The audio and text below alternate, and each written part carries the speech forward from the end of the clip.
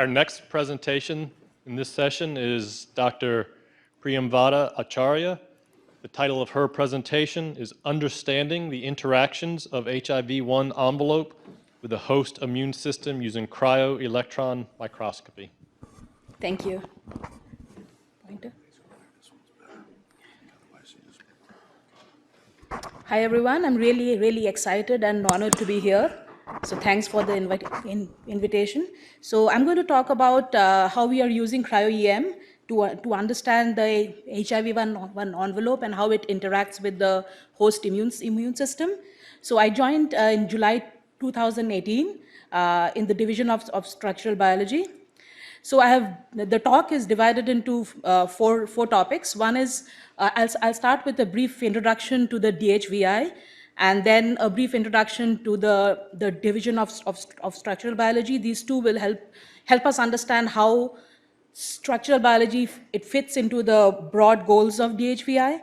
And then I'll go into a short outline of how we are going forward trying to get the HIV-1 vaccine, and then cryo-EM. And here I will show new data which have been collected after I came here at Duke.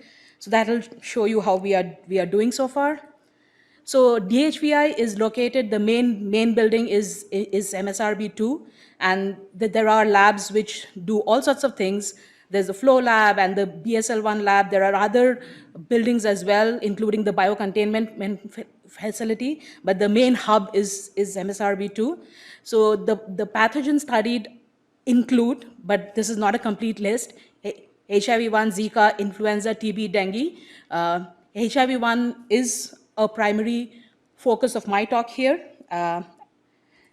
So we do both basic and translational research at the DHVI, and it covers a gamut of technologies: immunology, molecular biology, structural biology, virology, pathology, chemistry, and biochemistry.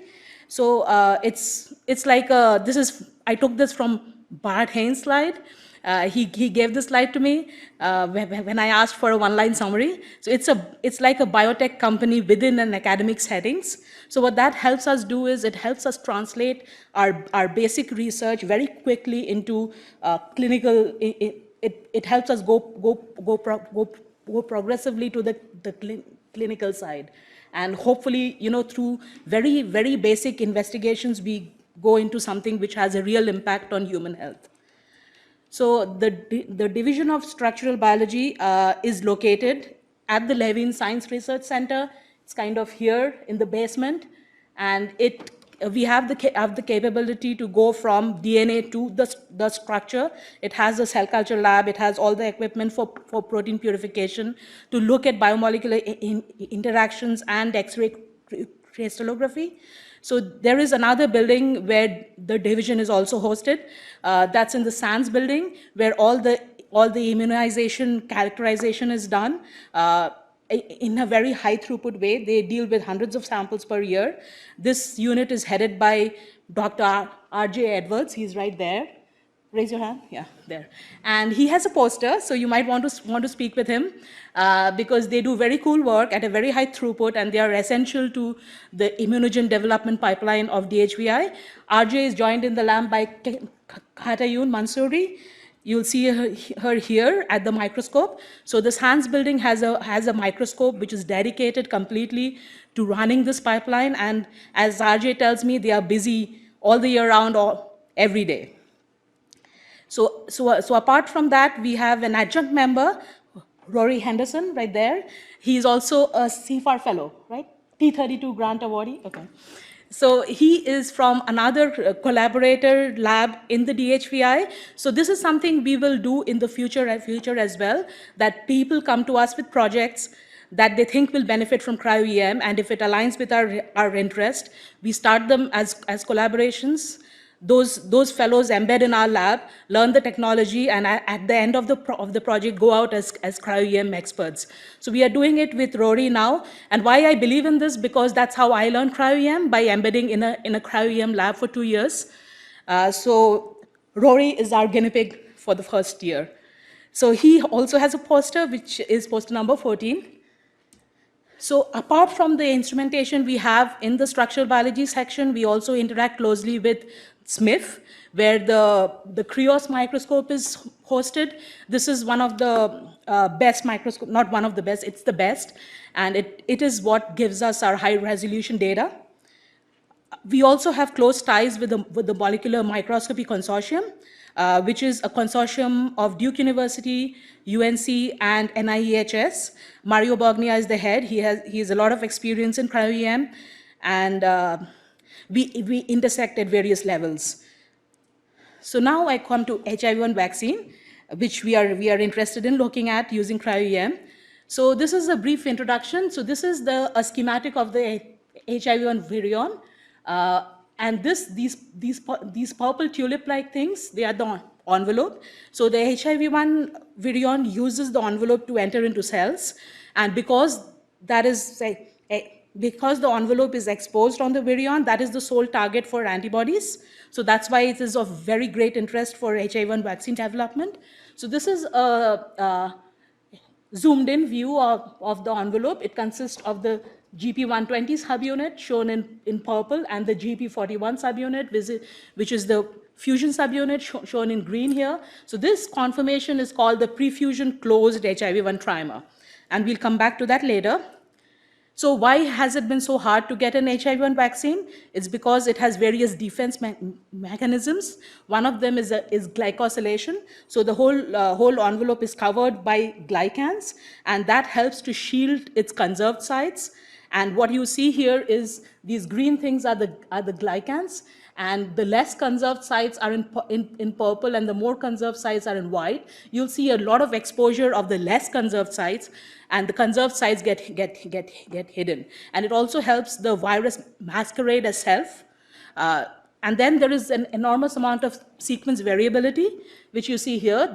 These are the variable loops, V1, V2 loop, V3 loop. So when it's covered with glycans, what your immune system sees are these very variable regions. So you tend to get a lot of antibodies which work on one virion, but they fail to have breadth, which means they don't work on all viruses. So there is very easy escape from these antibodies. And then it has something called conformational masking, and that is related directly to its function. So when the HIV-1 envelope helps the virion enter into cells, it interacts with various receptors. First is the CD4 receptor on T cells, and then it undergoes conformational changes and interacts with the co-receptor. Now, whenever it's interacting with these receptors, it undergoes large changes in its shape. And because it has to undergo large changes in its shape, it needs to be very, very flexible. So what happens is, this is the conformation we want. This is what will lead to a vaccine, but it's very hard to capture this conformation in exactly the way the virus sees, the immune system sees the virus. And that is the whole problem of HIV-1 vaccine. So how does structural biology come in? We think that if we understand all these states in atomic level detail, we'll have enough information to create a molecule which looks very much like this or almost exactly like this. And that will be what leads to an HIV-1 vaccine in very simple terms. So the hope here is, why is it not a totally hopeless exercise? Because even with all these defenses, there are people who get antibodies which are very protective, and they are known as long-term non-progressors. So they raise antibodies against all these conserved sites, but the problem is they generally take too long to get antibodies like this, which are very protective. The solution would be then to teach our immune system to raise these antibodies when faced with an infection, which is what a vaccine is. So right now, what we are following is an approach known as reverse vaccinology. So you have an infected individual, and you have isolated, and who is a long-term non-progressor. You have isolated broadly neutralizing antibodies, which are protective from these individuals, and you have studied how these interact with the envelope. Now that you know what it takes for an antibody like this to interact with an envelope, you try to create from this knowledge an envelope or a fragment of it which looks exactly like this, which the antibody can interact with, and now this forms your vaccine. So that's the paradigm. So now I'm going to go into how cryo-EM helps to approach this by providing high-resolution structural data. So before I go into it, I will show you a cryo-EM workflow to explain how we do this, this method. So this is your sample, which is actually a frozen grid which contains your molecules of interest. It is flash frozen. What that means is your molecules freeze exactly at the state at which they are plunged. And when they are plunged, they are freely floating, and hence they are in all possible orientations. Now you put this in grid in the electron beam, and you get an image which looks like this. It looks like different things, but they are not. They are the same molecule. It just, you are looking at views from various angles. And that gives us the ability to now combine the views and create a 3D reconstruction of what the molecule looks like. And if you have enough details, you can now start putting atoms in the map and start interpreting the map and build a model. This is what we need to design a vaccine. So I'm going to go into an example. It's an antibody called DH270. So the antibody in this case is not important. Actually, I shouldn't say that. The guy who made the antibodies is right here. The antibody is very important, but for the sake of the talk, it's not the particular antibody which is of interest. I'm just citing this as an example. So this DH270.6 is the antibody which is very potent and broad, and this tree shows its lineage, which means it shows how it developed from a very initial state, which we call the unmutated common ancestor. So now, as the virion changes in your body, the immune system reacts to it, and the antibodies keep changing too. And there is a fight between the virus and the antibodies, and hence the antibody goes through all these changes. Now, we believe to learn how this ancestral antibody interacts with the envelope is of critical importance, because that's how we learn how to trigger the immune system. So that was the goal of this work, and this work started in July after I came in. It was one of our first projects. So now we had already learned 2 slides back how we do the experiment. So going back to that now, we put the grid in a microscope, and then we get this image, which has these black little spotty things, which are single particles. Now we pick particles, which are shown in these red circles. And then what we do is we combine them, average them, and classify them. So that is the strength of cryo-EM. It helps you break up your population in classes. So what you hope to see in the 2D class averages is various views of the particles. You see one view here. These are the antibodies taking out, and antibodies. And so you're seeing various views. These are junk, so you can easily separate out non-particles from particles.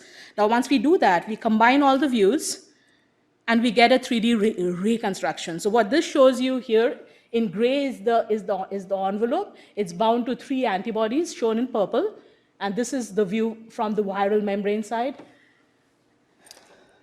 So now, once we have this reconstruction, we see this blue mesh. It is the electron density.